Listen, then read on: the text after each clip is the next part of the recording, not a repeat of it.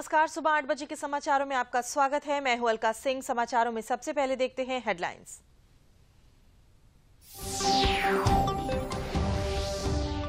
मुख्यमंत्री योगी आदित्यनाथ ने मथुरा, आगरा, फिरोजाबाद और मैनपुरी के सांसद और विधायकों के साथ विकास परियोजनाओं की समीक्षा। कहा, बकाया होने के बावजूद न काटी जाए किसानों की बिजली। दुनिया के सबसे बड़े गंगा विलास क्रूज की शुरुआत को लेकर वाराणसी में छाया उत्साह। काशी से डिब्रूगढ़ की पहली यात्रा के लिए गंगा विलास क्रूज को प्रधानमंत्री 13 जनवरी को दिखाएंगे हरी झंडी। उत्तराखंड के जोशी मठ में भूधसाव से प्रभावित असुरक्षित मकानों को खाली कराने की प्रक्रिया हुई तेज। 131 परिवारों के 462 सदस्यों को किया गया विस्थापित। प्रभावित परिवारों को 15 लाख रुपए से अधिक की दी गई सहायता। और उत्तर प्रदेश में ठंड और शीतलहर का प्रकोप जारी। मौसम विभाग के मुताबिक आने वाले दिनों में तापमान बढ़ने से मिल सकती है सर्दी से राहत। कोहरे के कारण रेल, सड़क और हवाई यात्रा हुई प्रभावित।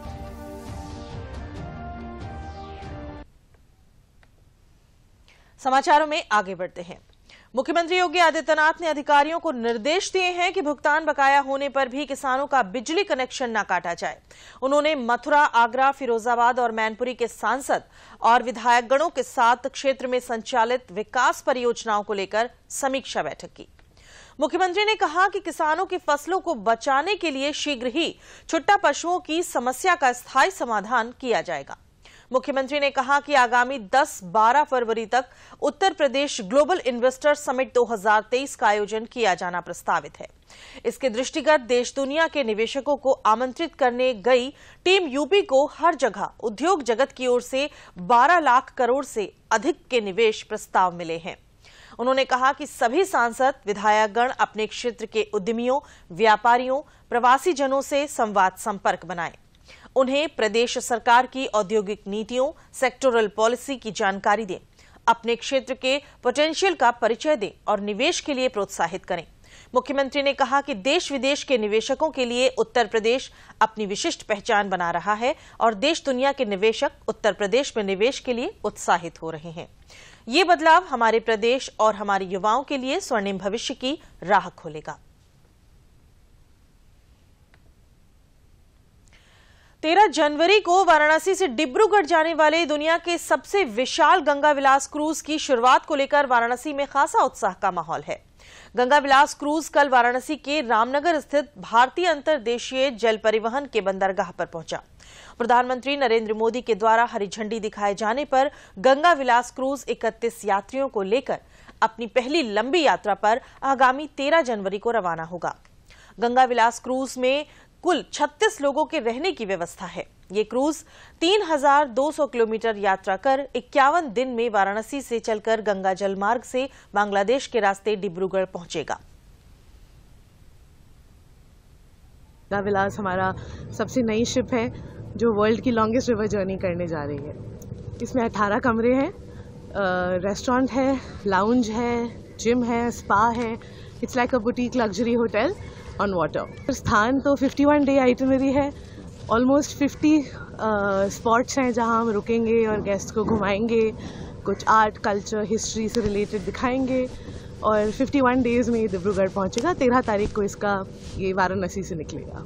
और ये हम जो जर्नी कर रहे हैं वाराणसी से लेके कलकत्ता, ढाका और गुवाहाटी, ये हमारे लिए कीर्तिमान है, भारत के लिए है, इनलैंड वाटरवेज के लिए है और सबके लिए है कि हम ऐसा कर रहे हैं जिससे कि हमारी जो नदियां हैं उनका यूसेज अच्छा होगा, उसमें कार्गो और पैसेंजर होंगे और ये हो सकता है।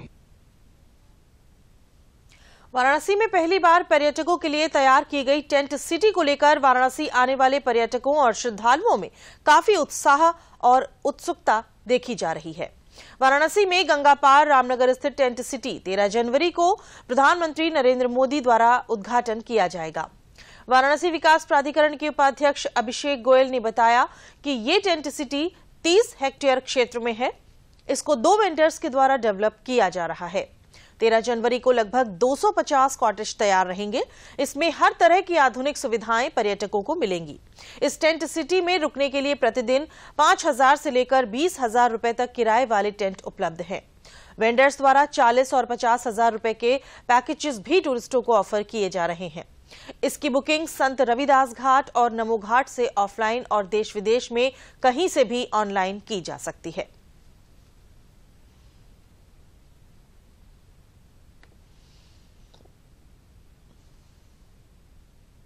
टेंट सिटी का उद्घाटन जो अभी आगामी 13 जनवरी को माननीय प्रधानमंत्री जी और माननीय मुख्यमंत्री जी द्वारा यहाँ पर बनारस में किया जाना है, उसके संबंध में मैं बताना चाहूँगा कि उसमें 600 टेंट्स की कैपेसिटी है, जिसमें 2 वेंडर्स द्वारा ये 3 प्लॉट्स हमारे लिए गए हैं।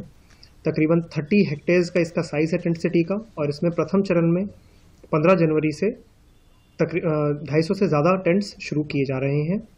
इसकी बुकिंग ऑनलाइन और ऑफलाइन माध्यमों से दोनों ही तरफ से पर्यटकों द्वारा की जा सकती है। इसमें रविदास घाट और नमो घाट जो बनारस में है, वहाँ से पर्यटक इसमें बुकिंग भी कर सकते हैं, और बोट के माध्यम से बोर्डिंग और डिबोर्डिंग की भी व्यवस्था वेंडर्स द्वारा की जा रही है। इसमें 4 से ज़्यादा प्रकार के कॉटेजेस हैं, टेंट्स हैं, विलाज हैं, जिसमें विभिन्न प्रकार की सुविधाएं उपलब्ध हैं, और इनके रेट्स 5,000 से और 20,000 रुपीज़ तक हैं। जो इसमें वेंडर्स द्वारा पैकेजेस भी ऑफर किए जा रहे हैं, जो 40 to 50,000 रुपीज़ तक भी है।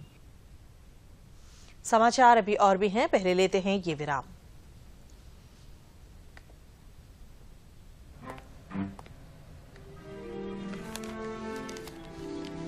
इतनी जल्दी पैसे डबल? ओ, जमा करोगे तो फिर भुगतोगे। क्या लो, ऐसी लुभाने वाली स्कीम में पैसे जमा करना यानी धोखे की संभावना, इसलिए पहले पूरी जांच, उसके बाद पैसे जमा, नहीं तो आपके पैसे हो जाएंगे आरबीआई कहता है जानकार बनिए, सतर्क रहिए। समाचारों में आगे बढ़ते हैं। देश के युवाओं में नई ऊर्जा का संचार करने के लिए कर्नाटक के हुबली में राष्ट्रीय युवा महोत्सव का आयोजन किया जा रहा है। कल यानी 12 जनवरी को स्वामी विवेकानंद के जन्मदिन पर प्रधानमंत्री नरेंद्र मोदी इसका उद्घाटन करेंगे। 26वें राष्ट्रीय युवा महोत्सव का आगाज प्रधानमंत्री नरेंद्र मोदी करेंगे। 12 जनवरी को कर्नाटक के हुबली में पीएम मोदी राष्ट्रीय युवा महोत्सव का उद्घाटन करेंगे। 5 दिनों तक चलने वाले फेस्टिवल के उद्घाटन समारोह में प्रधानमंत्री नरेंद्र मोदी युवाओं को संबोधित करेंगे। फेस्टिवल का थीम है विकसित युवा विकसित भारत। केंद्रीय युवा कार्यक्रम और खेल मंत्री अनुराग सिंह ठाकुर ने मीडिया से ये जानकारी साझा किया। प्रधानमंत्री नरेंद्र मोदी जी उद्घाटन के लिए हुबली धारवाड़, जहां पर नेशनल यूथ फेस्टिवल को इस वर्ष 12 तारीख को करवाया जाएगा, उसका उद्घाटन करेंगे, मुख्य अतिथि होंगे। हमारा प्रयास है कि नेशनल यूथ फेस्टिवल में जो देश भर का युवा यहां पर आया है उसको Y20 की जानकारी भी दें। युवा जब अपने राज्य वापस जाएं तो वाई टॉक्स, इसका आयोजन देश भर में यूनिवर्सिटीज और कॉलेजेस में हो। भारत सरकार का युवा कार्यक्रम और खेल मंत्रालय कर्नाटक सरकार के सहयोग से राष्ट्रीय युवा महोत्सव का आयोजन कर रहा है, जिसमें देश भर के 7,500 से ज्यादा युवा भाग लेंगे। वे युवा अपने अपने क्षेत्र में अग्रणी हैं। इस सम्मेलन में कई प्रकार के आयोजन और खेल प्रतियोगिताएं आयोजित किए जाएंगे, जिसमें युवा शिरकत करेंगे और देश के विभिन्न समसामयिक मुद्दों पर चर्चा भी करेंगे। A variety of activities are organized to engage youth throughout this 5-day period. There are also adventure sports activities like scuba diving that are organized for the benefit of the participants. National youth festival green youth festival होगा, जिसमें young artist camp और youth adventure camp आकर्षण के केंद्र होंगे। 15 जनवरी को सुबह 6 बजे से 8 बजे तक योगाथन का भी आयोजन किया जा रहा है, जिसमें कर्नाटक के 31 जिले के 5 लाख से ज्यादा लोगों को योग करने का अवसर मिलेगा। भारत युवाओं का देश है और इस देश की आत्मा युवाओं में बसती है। जो युवा यूथ फेस्टिवल के जरिए ऊंची उड़ान भरने में जुटे। राष्ट्रपति ने कहा कि प्रवासी भारतीय न केवल हमारे विस्तारित परिवार हैं, बल्कि उनका भारत की तरक्की में अहम योगदान है। 17वें प्रवासी भारतीय सम्मेलन का इंदौर में समापन हो गया। इससे पहले राष्ट्रपति द्रौपदी मुर्मू ने प्रवासी भारतीय सम्मान प्रदान किए। ये पुरस्कार शिक्षा, कला, संस्कृति, सामुदायिक कल्याण, मेडिसिन और राजनीति में उत्कृष्ट कार्य करने वाले प्रवासियों को दिए गए। साल 2021 और साल 2023 के लिए कुल 27 लोगों को महामहिम ने पुरस्कृत किए। 17वें प्रवासी भारतीय दिवस कार्यक्रम के मुख्य अतिथि और गुयाना के राष्ट्रपति डॉक्टर इरफान अली को भी राजनीति के क्षेत्र में अतुलनीय योगदान के लिए सम्मानित किया गया। राष्ट्रपति ने प्रवासियों से 21वीं सदी के बनते भारत के विकास में बढ़ चढ़कर साझेदारी करने का आह्वान किया। India is presiding over the G20 this year with the theme One Earth, One Family, One Future. This theme, inspired by our ancient philosophy of Vasudhaiva Kutumbakam, reflects India's commitment to just and equitable growth for all in the world. In the next 25 years, India is going to embark on an ambitious journey of collective hard work, sacrifice, and intensive development to transform into a self-reliant world leader by 2047, when we will be celebrating the centenary of our independence. Your collective power and potential will be a force multiplier in the nation's inclusive development. राष्ट्रपति ने सम्मेलन से इतर Guyana के राष्ट्रपति doctor Irfan Ali और Suriname के राष्ट्रपति चंद्रिका प्रसाद संतोखी से द्विपक्षीय मुलाकात की। इन मुलाकातों में दोनों ही देशों के साथ भारत के बहुपक्षीय संबंधों को बढ़ाने, खासतौर पर चिकित्सा, क्षमता विकास, गैस व तेल के क्षेत्र में सहयोग प्रगाढ़ करने को लेकर चर्चा हुई। 17वें प्रवासी दिवस सम्मेलन के अवसर पर गुयाना के राष्ट्रपति और सूरीनाम के राष्ट्रपति आमंत्रित अतिथि थे। सम्मेलन के दौरान विदेश मंत्री डॉक्टर एस जयशंकर ने सभी अतिथियों का अभिनंदन किया। उन्होंने प्रवासी भारतीयों की सराहना की और कहा कि विदेशी जमीन पर कई क्षेत्रों में प्रवासियों ने अपने योगदान से सफलता की कहानी लिखी है। Global demand for Indian talent, skills, products, services and practices will only increase with time. So too will mobility and migration, facilitated by the initiatives that the Modi government is taking with various partners. All this will only make the Pravasi Bharatiya Divas more meaningful and salient in the coming years. सम्मेलन में मध्य प्रदेश के मुख्यमंत्री शिवराज सिंह चौहान ने प्रवासियों को अपनी जड़ों से जुड़े रहने, पर्यावरण संरक्षण और संवर्धन की दिशा में भारत के प्रयासों को बताया। वहीं नागरिक उड्डयन मंत्री ज्योतिरादित्य सिंधिया ने रूस यूक्रेन युद्ध के दौरान छात्रों की सुरक्षा सुनिश्चित करने और वैश्विक पटल पर एक प्रभावी भूमिका निभाने वाले बदलते भारत की कहानी रखी। उन्होंने भारत की बढ़ती अर्थव्यवस्था के मद्देनजर लर्न, अर्न और ड्यू रिटर्न का मंत्र रखा। 2030 तक भारत विश्व की तीसरी बड़ी अर्थव्यवस्था बन जाएगी, जर्मनी और जापान से भी आगे निकलकर, मेरे भाई और बहनों। तो आज के इस दिवस पर आप सब लोगों से निवेदन है कि भारत की इंडियन ग्रोथ स्टोरी में भागीदार बने। मेरा एक ही मंत्र है, एक ही संदेश है, LER, learn, earn, learn, earn, and do return. Learn, earn, and do return, because your destiny is here with Mother India. दुनिया भर में तकरीबन 3 करोड़ प्रवासी भारतीय रहते हैं। भारतीयों की इस आबादी की सुविधा के लिए बीते 8 साल में भारत ने कई तरह की प्रक्रियाओं और कानूनों में बदलाव किए हैं, जिससे प्रवासियों को अपनी मिट्टी, अपने देश से जुड़े रहने में किसी भी तरह की दिक्कत न हो। इंदौर से आदित्य और मेघना देव के साथ समाचार अभी और भी हैं, पहले लेते हैं ये विराम।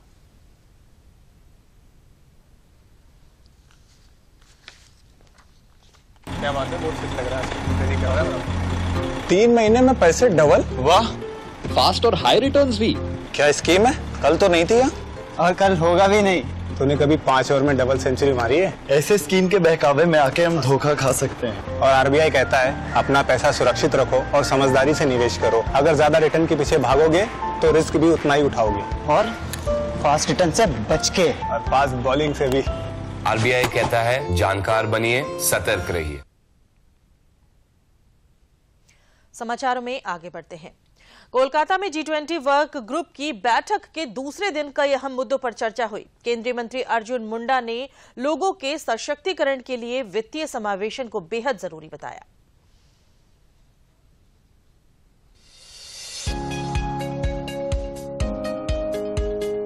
वित्तीय समावेशन के लिए वैश्विक भागीदारी पर G20 कार्य समूह की पहली बैठक के पूर्ण सत्र की कोलकाता में शुरुआत हुई। सत्र को संबोधित करते हुए अपने उद्घाटन भाषण में जनजातीय कार्य मंत्री अर्जुन मुंडा ने सभी के लिए न्यायपूर्ण और समान विकास की आवश्यकता पर बल दिया।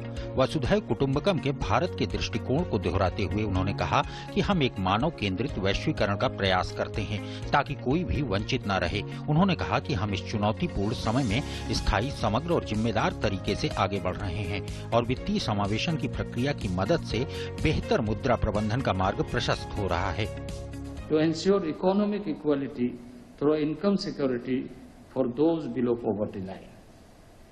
Those aspects, when complemented with measures to ensure health security and insurance cover for all, especially for those below poverty line, promoting resources mobilization, philanthropy, public provisions, and social services in solidarity for zero hunger and zero poverty.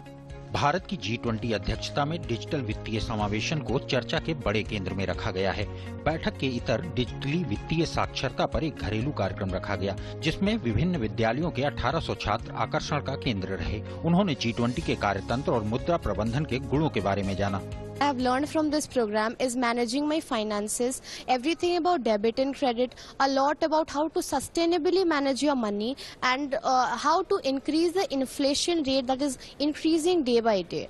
So a small, if you take everything into a summary, one of the most important thing that I have learned is if I learn to manage my own finances, I will be more independent tomorrow because I know how to manage my money, how to use it for a good cause. How to manage the financial income of our life and how there are how many type of bank and banking system they have explained in a good way, and how to use the money in a proper and how to save the money for our future and even for our use. This all thing I like. G20 के प्रतिनिधि मंडल ने प्रेषण की लागत को कम करने के तरीकों और साधनों पर भी चर्चा की। डिजिटल वित्तीय समावेशन के लिए G20 उच्च स्तरीय सिद्धांतों के कार्यान्वयन में हुई प्रगति का आकलन किया और MSME के लिए वित्त पोषण को आगे बढ़ाने के तरीकों पर भी चर्चा की। भारत की G20 अध्यक्षता एक ऐसे एजेंडे का नेतृत्व करने के लिए प्रतिबद्ध है जो उन देशों की चिंताओं को आवाज देता है जो सबसे अधिक जरूरतमंद हैं। इसका उद्देश्य विकासशील आकांक्षी देशों की चिंताओं को व्यक्त करने के साथ ही वित्तीय समावेशन को बढ़ावा देना है। जोशीमठ में भूधसाव के बाद प्रभावित घरों को खाली कराने की प्रक्रिया को तेज कर दिया गया है। अब तक कुल 723 घरों में दरारें आई हैं, जिनमें 86 मकान असुरक्षित क्षेत्र में हैं। प्रशासन की ओर से 131 परिवारों के 462 सदस्यों को विस्थापित किया गया है। प्रभावित परिवारों को 15 लाख रुपए से अधिक की धनराशि वितरित की गई है।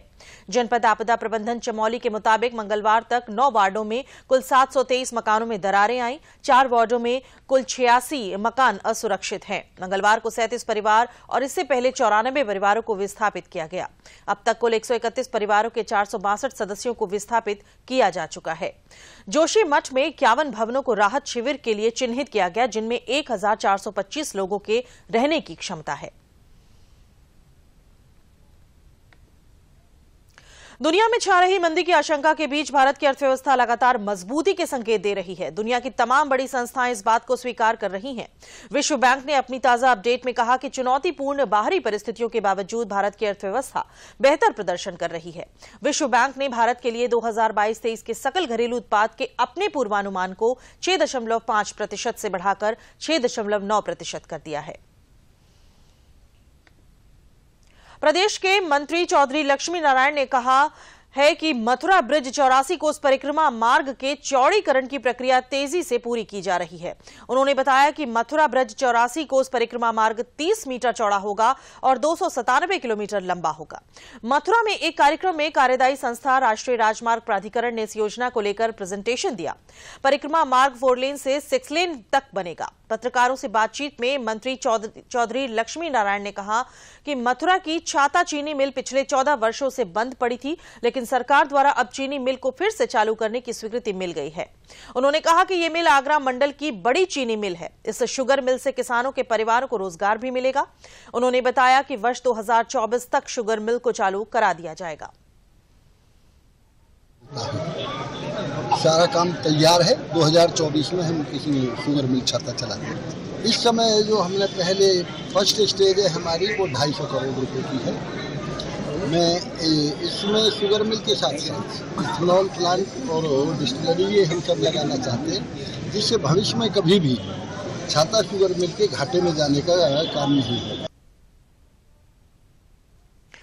आगरा में केंद्रीय विधि एवं न्याय राज्य मंत्री प्रोफेसर एसपी सिंह बघेल ने G20 की तैयारियों को लेकर बैठक की। बैठक में ताज नगरी में आने वाले मेहमानों का स्वागत करने के लिए मार्गों पर स्टेज बनाकर भारत के प्रांतों की संस्कृति की झलक प्रस्तुत करने और 19 जनवरी को रन फॉर G20 मैराथन का आयोजन किए जाने पर चर्चा की गई।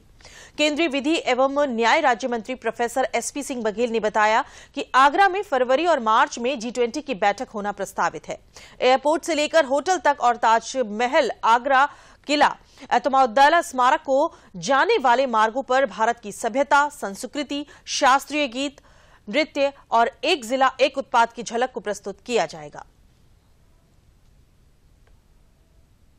G20 के सभी राष्ट्राध्यक्ष या प्रधानमंत्री या विदेश मंत्री या सेक्रेटरिएट के लोग या उनके पत्रकार या उनके ऑफिसर्स एक बार ताजमहल को देखने निश्चित तौर से आएंगे। तो हमें पूरे शहर को साफ सुथरा रखना है, वातावरण बनाना है। नॉन अलाइनमेंट समिट के बाद भारत को एक सुनहरा अवसर मिला है जिसके द्वारा हम भारत की सभ्यता, संस्कृति, आध्यात्म, योगा, ध्यान, हमारे फोक डांस, फोक शास्त्रीय संगीत, शास्त्रीय नृत्य, इस प्रकार की चीजें और खास तौर से ODOP, one district one product को हम दिखा सकते हैं और भारत की जो मोदी जी के नेतृत्व में हम विकास कर रहे हैं उसको विभिन्न शहरों में हम दिखा सकते हैं। प्रदेश को ठंड और कोहरे से अभी निजात मिलने के आसार नहीं है। हालांकि मौसम विभाग के अनुसार सर्दी से राहत के लिए अभी एक दिन इंतजार करना होगा और गुरुवार के बाद तापमान में बढ़ोतरी होने के आसार दिख रहे हैं।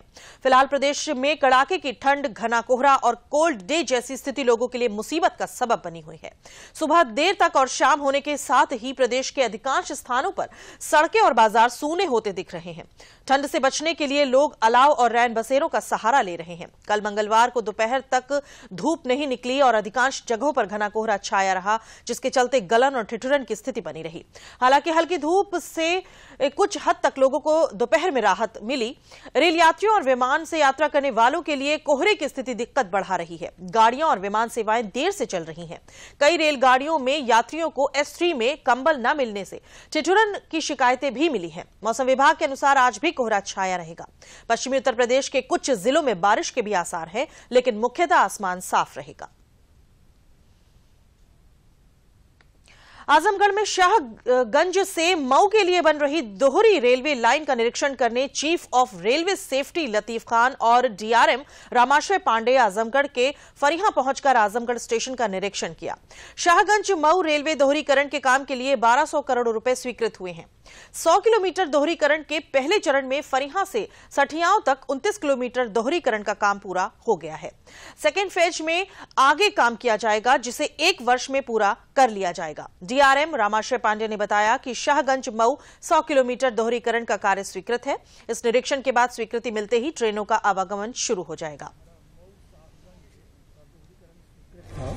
इसी क्रम में 100 किलोमीटर है, जिसमें कि 29 किलोमीटर का आज रेल संरक्षक महोदय द्वारा निरीक्षण किया जा रहा है। तो कार्य से अगर संतुष्ट होते हैं वो और अपनी स्वीकृति दे देते हैं तो आज रात से इस खंड में सठियाओं से लेकर के फरिया तक। मुख्यमंत्री योगी आदित्यनाथ ने मथुरा, आगरा, फिरोजाबाद और मैनपुरी के सांसद और विधायकों के साथ विकास परियोजनाओं की समीक्षा। कहा बकाया होने के बावजूद न काटी जाए किसानों की बिजली। दुनिया के सबसे बड़े गंगा विलास क्रूज की शुरुआत को लेकर वाराणसी में छाया उत्साह। काशी से डिब्रूगढ़ की पहली यात्रा के लिए गंगा विलास क्रूज को प्रधानमंत्री 13 जनवरी को दिखाएंगे हरी झंडी। उत्तराखंड के जोशी मठ में भूधसाव से प्रभावित असुरक्षित मकानों को खाली कराने की प्रक्रिया हुई तेज। 131 परिवारों के 462 सदस्यों को किया गया विस्थापित। प्रभावित परिवारों को 15 लाख रुपए से अधिक की दी गई सहायता। और उत्तर प्रदेश में ठंड और शीतलहर का प्रकोप जारी। मौसम विभाग के मुताबिक आने वाले दिनों में तापमान बढ़ने से मिल सकती है सर्दी से राहत। कोहरे के कारण रेल, सड़क और हवाई यात्रा हुई प्रभावित।